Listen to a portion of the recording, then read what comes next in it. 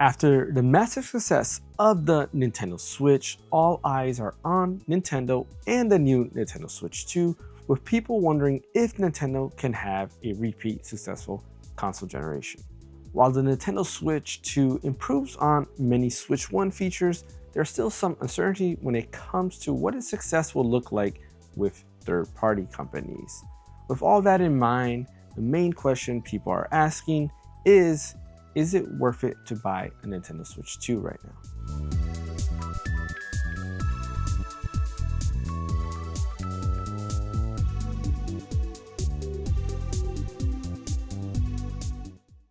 So let's go ahead and start talking about the specs. The Nintendo Switch 2 has an 8-inch 120Hz 1080p display that supports both HDR and VRR. It has a more powerful CPU and GPU with 12GB of RAM, allowing you to play a lot more intensive games when you compare that to the original Nintendo Switch. It has improved thumbsticks that are supposed to be more resistant to drift when you compare them to the original Joy-Cons on the Nintendo Switch, but that is something that we'll have to wait and see because, well, the Switch 2 hasn't been out for that long, so there's no way really to kind of test that out and see if you will get drift over time. Hopefully not. Kind of sucks that they didn't opt in to go ahead and use Hall effect sensors or even the TMR sticks that are out now, but again, we'll wait and see how that works in the future. It has a brand new C button on the right Joy-Con, which allows you to open up the game chat menu. I'll be going over that a little bit later on. Nintendo Switch 2 also has two USB-C ports, one on the top and the other one at the bottom. The top one allows you to go ahead and plug in accessories such as the camera. So if you are using game chat and you want to have a camera feed, all you have to do is go ahead and plug it in on the top there. I do want to note that if you are using a camera and you want to connect it to your Switch 2, you can actually go ahead and connect it to the dock directly through a USB-C, or rather a USB-A port. This will also have the Switch 2 recognize the camera. Some people were kind of worried that it has to be plugged into the Switch 2 directly. It does not. You can definitely use the USB-A ports on the dock itself, which is kind of cool. That top USB-C port also allows you to go ahead and charge the Switch 2, which makes a lot of sense because if you're using it in tabletop mode, well, guess what? You really don't have access to that bottom USB-C port. But with that top port, you can just go ahead and plug in the charger, continue to play in tabletop mode while also charging the Switch 2, which is pretty neat. And of course, there's the bottom USB-C port that is used only for charging according to Nintendo's Switch 2's page on there. It basically says that the bottom port's only for charging, and that is it. We do know, of course, you can go ahead and plug it into the dock. This will allow you to go ahead and charge it as well as push it out to a display. But as of anything else, as far as we know, you can't really do anything else with that USB-C port at the bottom. Now, one thing I do want to say is with that top USB-C port, it does give a lot of potential to the Switch 2. For example, one of my biggest wishes, and something that me and Fan have talked about quite a bit, is that the potential of having a screen connected to the Switch 2. This will allow you to go ahead and play DS or 3DS games. That would be pretty dope. We do know that Retroid Pocket has done that. They have a second display that you can go ahead and mount to the Retroid Pocket 5 or the Retroid Pocket Mini. This will make it a lot easier to play DS or 3DS games. That is something that I am looking to purchase in the future and do a video on, but I do hope that Nintendo catches on and kind of do this for themselves. So when we do get Nintendo Switch Online for DS and 3DS, we can play those games a lot better. As far as overall build quality goes, I do want to say that the Nintendo Switch 2 feels really, really good. Seems to be on par with the Switch OLED in terms of feel, so it's using a more high premium plastic versus what we got with the original Switch. If you do remember, the original Switch wasn't that great in terms of build quality. It did feel like a cheap toy, but the Switch 2 does feel a lot more premium, so I do really like how it feels in my hands, and just the build overall seems pretty sturdy. Now, I do know a lot of people point out that the Joy-Cons on the end, they do tend to bend a little bit, but according to the welcome tour, that seems to be by design. It's made so that it can bend so that the magnet stays put, so it doesn't just fall right off with that magnet, which is actually pretty smart, because typically the way magnets work, if it's actually connected, you move it a little bit, usually it'll lose its, I don't know what you would call it, it's magnetism, I guess, and it will fall off pretty easy. In this case, it's designed to bend a little bit so it doesn't just fall right off. So Pretty cool. And of course, speaking of magnets, the way the Joy-Cons connect directly to the Switch 2 now uses magnets versus the rail system on the Switch 1. I do prefer this magnet system over the rail system because the issue I had with the rail system was that over time, the rails seem to degrade. So if you're constantly, taking off your Joy-Cons and putting your Joy-Cons back on, over time they just stopped holding in place where you would have that your Joy-Cons would just slide right off.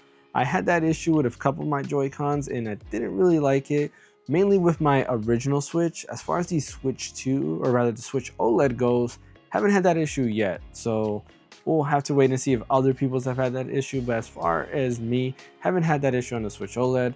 I am happy that the Switch 2 has the magnet system. Seems to be a little bit better, more thought out in my opinion. Now there are two key features that Nintendo has been advertising quite a bit, and that is game chat, with the other one being mouse mode. Mouse mode maybe hasn't been advertised as much as game chat, since the game chat is really the party feature, which Nintendo is really known as being a, I guess you could say a party company. We've had Mario Party and a lot of multiplayer, or rather local co-op multiplayer games, but it seems they're diving into that co-op and those multiplayer games, but now they're going full on online with its approach, which brings game chat. So I'm gonna go ahead and start off with talking about game chat. Game chat is one of those features that at first I was like, who really cares about this? Everybody's gonna go ahead and use Discord and call it a day and gotta be done with it. But lately we've been playing this on my group stream, or rather we've been playing Mario Kart World on the group stream and some other games. We've been using game chat for our talking rather than Discord. Part of it's because it's actually really good, surprisingly. The way game chat works is you go ahead and create a lobby, you go ahead and add your friends, and there you go. You're in that lobby, you have your friends added, and you can go ahead and start doing a video call. You can share your screen or just chat. And when you're playing it, on the top in terms of the UI, you have your main screen, which is the games that you are playing. The bottom section would have everybody else's screen or camera, and you can actually customize what you really want to look at. So if you want a full screen experience, but you still want to be able to chat, you can go into that game chat menu and go into the settings there and pretty much make it so that you have a full screen experience with, of course, the game chat being kind of invisible, or that UI being invisible. When somebody is talking, they will show up on the bottom right of the screen so you can see who is talking. But I do think it's kind of neat that they're giving you this Discord-like experience native to the console. Then of course there's two other ways that you can display the game chat UI. One of them is a more like minimized version where you have your main screen a little bit bigger, and then of course the game chat, I don't know what you would call it. I guess the people who are in the game chat are a little bit smaller, and then you have this standard look where it kind of like evens it out, where you have your main screen of course, and then the game chat menus or game chat windows are almost like a little bit bigger overall. It is kind of neat that Nintendo does allow you to go ahead and customize the look of game chat. I do really like that they do that. But not only that, it's the way game chat works is actually really good, surprisingly. When you plug in a camera and it does its background removal, it does it very well. I'm pretty sure they're using NVIDIA's like background removal tool. If you have an NVIDIA GPU on PC, you do know that NVIDIA has background removal that allows you to go ahead and basically remove the background without the need of a green screen. This is kind of cool, and when you look at Nintendo Switch 2, it looks like they're using exactly the same technology. It works very, very well. You don't really have that much, I don't know what you would call it, artifacting, I guess, around the edges. It removes the background really, really good.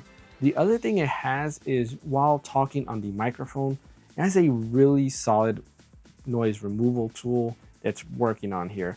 Again, I'm pretty sure they're using NVIDIA's noise removal tool, because when somebody's talking to you, you hear them very clear, it's very crisp. You don't hear that much background noise. I've had the podcast team basically tell me that they don't hear anything in the background while I make sure there's something going on in the background, which is really cool. The other console manufacturers don't really have that.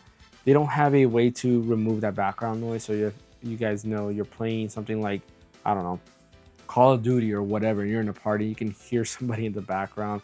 You hear conversations, all that other stuff. It is neat that game chat has basically that background noise removal, so you can just hear the person and that's it. We've been using what I think is the microphone on the Pro controller, and it works well. I have the Pro controller usually down at the bottom, and people can hear me perfectly fine. So kudos to Nintendo with the design of game chat and basically the technology and how it works, because it works very, very well. Of course, the only negative is when you're doing a screen share, the frame rate you're getting is basically around like 15 frames per second. It is very, very low.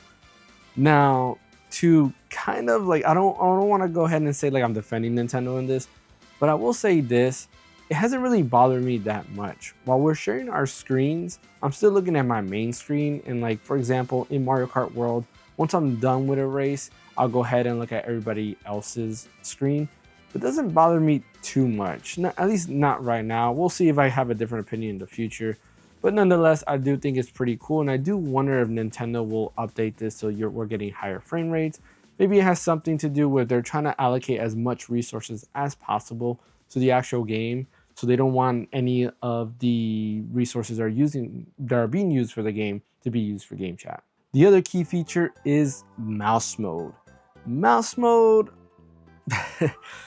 Yeah, I'm pretty sure that gives you my answer. I'm not the biggest fan of mouse mode, and the main reason is because it's just not that comfortable. I tried using mouse mode in Fortnite, and my wrist was killing me at the end of one single match.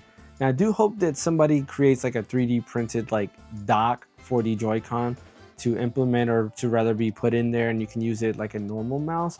But the flip side to that is when mouse mode, specifically in Fortnite, when using mouse mode, you still have to be able to use those face buttons and that right thumbstick. The right thumbstick in Fortnite is known to be used for crouching, and guess what? You still have to use that right thumbstick to crouch when in mouse mode, which will make you have to go ahead and slide your hand down a little bit, and yeah, it just becomes very uncomfortable. I do hope that they somehow add a better accessory for mouse mode, because as of right now, I am not the biggest fan of mouse mode. It works good in the sense that it's very accurate. It does feel like a mouse in terms of movement. It's just the way the button setup is very uncomfortable. So I don't know how long I'll be using this feature, or if I'll use this feature on anything else. The next big test for me, of course, is probably going to be either Mario Party Jamboree or Metroid Prime 4. More likely Mario Party Jamboree, since that comes out first, and of course there's a specific mouse features that are in Mario Party Jamboree. But I do want to test it in Metroid Prime 4 since it is another shooter. I do want to see how that feels there. So that's pretty much the features and of course the specs of the Nintendo Switch 2, but how does all this come together? So I'm going to start talking about the graphics and pretty much how it goes, and I would say I'm pretty impressed. When playing games like Hogwarts Legacy, you can definitely tell that it's using something like DLSS to upscale it. We do know that Nintendo Switch 2 does have DLSS because it is using that NVIDIA GPU.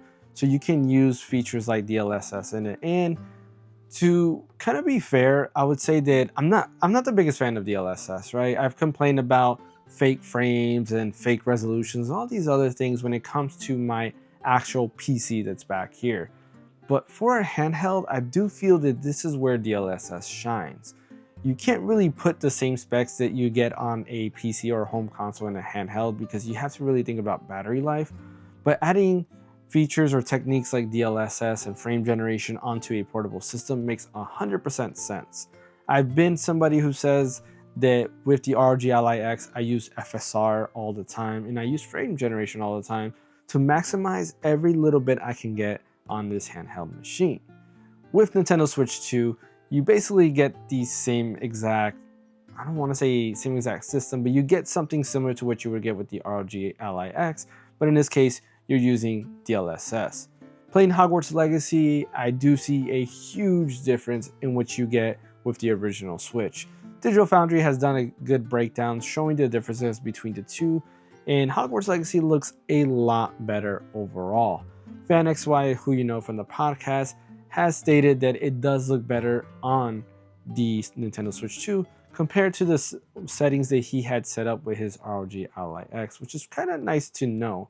That kind of puts the Switch 2 in ROG Ally X territory, which I think is somewhere where you definitely want it to be. I'm pretty sure it can go a little bit above and beyond what we're getting right there, but for one of the first games to come out on Switch 2, it looks really, really solid.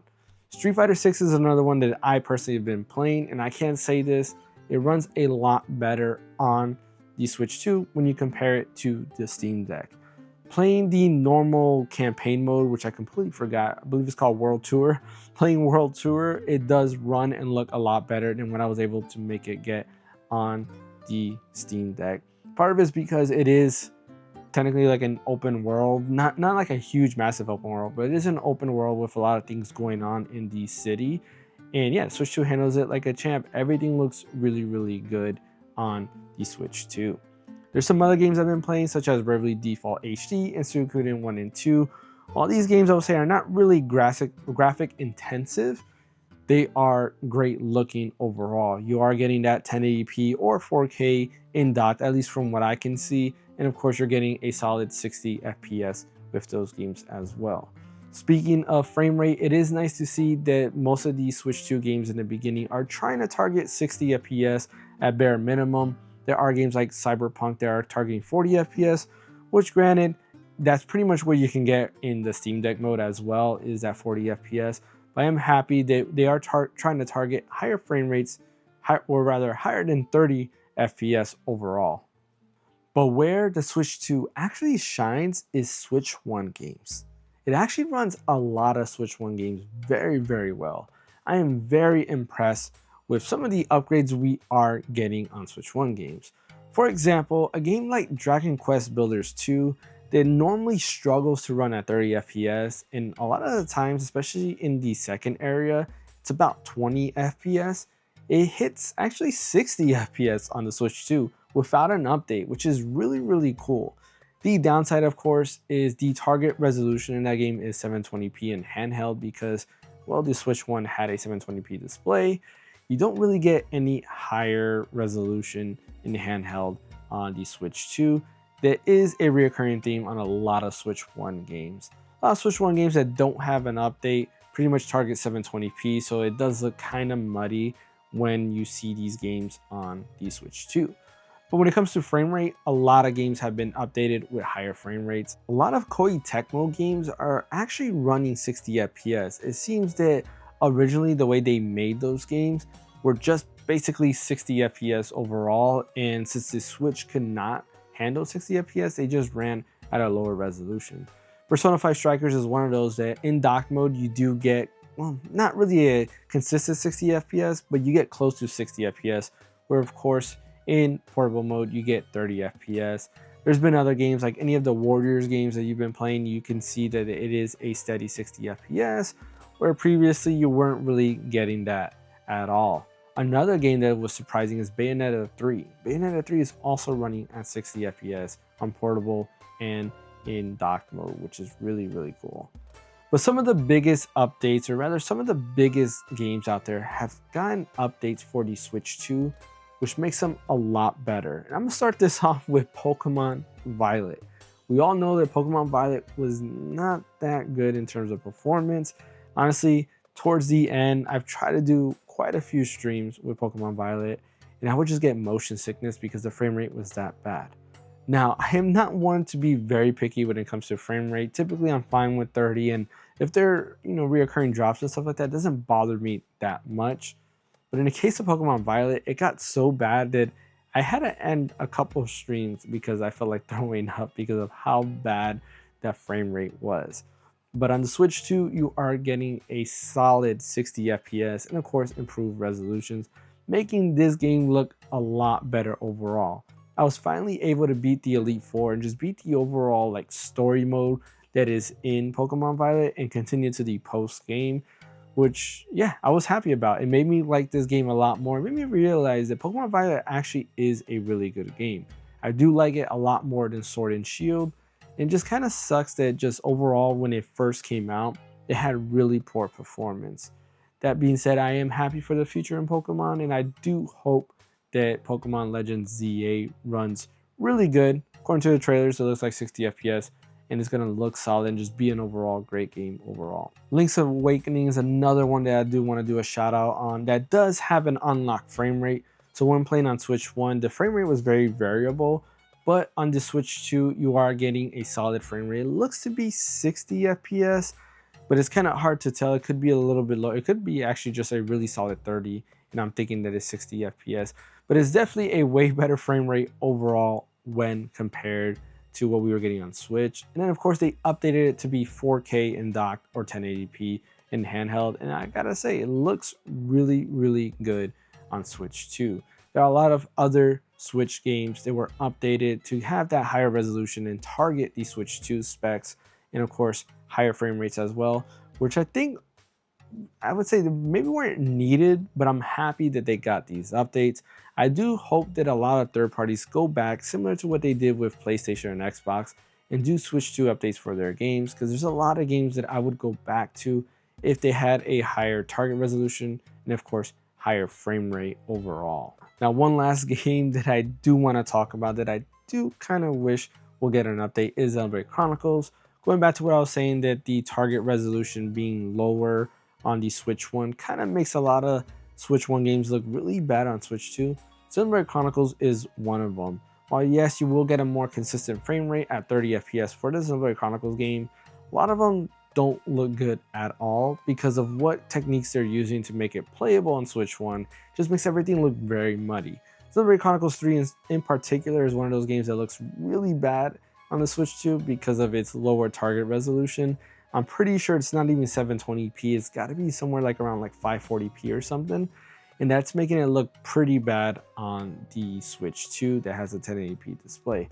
So I do hope that Nintendo goes back and updates Xenoblade Chronicles, because that is just a series overall that will look a lot more beautiful if they up the resolution and of course updated the frame rate as well. All right, future James here. I did forget to mention GameCube. GameCube is something that is exclusive to Switch 2, and actually it works pretty well. The way it upscales everything on here is actually pretty good, and I do like the widescreen implementations to a lot of these games. So for example, if I go to Soul Calibur, this Soul Calibur game actually natively supports widescreen. You'll see that right now it adjusted everything to widescreen. So let me go ahead and load up a save real quick. I have a widescreen display. If I go to fight, you'll see that everything is done because the game actually natively supported widescreen, which is actually pretty cool. The other cool thing you can pick up, of course, is the GameCube controller that allows you just to control GameCube games better overall. But I'll have a separate video on that probably in a couple weeks or so. But I do like the native, basically GameCube performance on here is actually really well done. And yeah, it has all the same features you expect from all the other Nintendo Switch Online stuff. So yeah, pretty cool. Anyways, overall, I gotta say I am satisfied with the Switch 2. There is a little bit of worry, specifically when it comes to third-party games, because we've had a lot of events happen since the Switch 2 launch, such as Summer Game Fest, and we don't have a lot of announcements for the Switch 2 yet. I am hoping that Nintendo is trying to hold back these announcements and wait till they announce them themselves, but I was hoping to see games like Resident Evil go off the cloud version and have a native experience on there, but as of now, nothing yet. So yes, I am on that worried side to see what third parties are going to do. Maybe they're looking at and saying, hey, the cloud version did not sell, so we're not going to go ahead and put these games natively on the Switch 2, which I think is stupid, because people will buy the native version of, let's say, Resident Evil or even the Kingdom Hearts games if you give them it. If you're going to stick to just the cloud version, people are not going to buy it. Me particularly, I will not buy a cloud version of a game. If it's part of a subscription that I'm already paying for, kind of like Xbox Cloud Gaming, yeah, okay, whatever, I'll go ahead and dabble in that. But if it's your main piece, nah, I'm not going to buy a cloud game, especially something that I don't own that can get taken offline and all that other stuff. So I would like them to see, or I would like for them to go ahead and start bringing a lot of these games to the Switch 2. I do hope we get some type of Nintendo Direct in July where we can get announcements for maybe the Resident Evil franchise, maybe Kingdom Hearts, or maybe some games that previously we did not get. They will start coming over to Nintendo Switch 2. So it's something we'll have to wait and see. The other thing I do want to point out is, yes, there's been a lot of talk about the display of the Nintendo Switch 2. I will say this, it is noticeable. You can definitely see that ghosting that happens on the LCD display, but I don't think it's too bad. Some people are pointing out, making it seem like it's super noticeable. I wouldn't say that, not in every game. Like, I've been playing Suikoden 1 and 2, and that's where I first noticed it. but after playing it for some time, it's not something that really distracts me as much. So while yes, that is an issue and it's something I hope Nintendo fixes, whether it's through Overdrive, which is what Digital Foundry was saying, or if they come out with a newer version or something like that, I do really hope that Nintendo fixes this issue, because it is an issue and it's something definitely that I feel was an oversight. They should have caught that in the beginning. But let's wait and see on how that happens. I don't think that really affects my opinion when it comes to the Switch 2. And the last thing I do want to mention when it comes to the Switch 2 is that overall, as of right now, I do want to know what is Nintendo's future with the Switch 2. We haven't had a direct as of right now, which is today, July 1st, of me recording this video. And I do hope that something is announced very soon. Like I mentioned about third parties, we don't know many third party games coming to the Switch 2 yet. There's Elden Ring, and I think that's really it when it comes to third party. I mean, I guess Final Fantasy Tactics as well. But we do have like some games, but not a lot of games that are really in the pipeline when it comes to Switch 2. And when it comes to first party games, we really only have Metroid Prime 4, and that's it. We don't know what else is coming from Nintendo directly when it comes to the Nintendo Switch 2.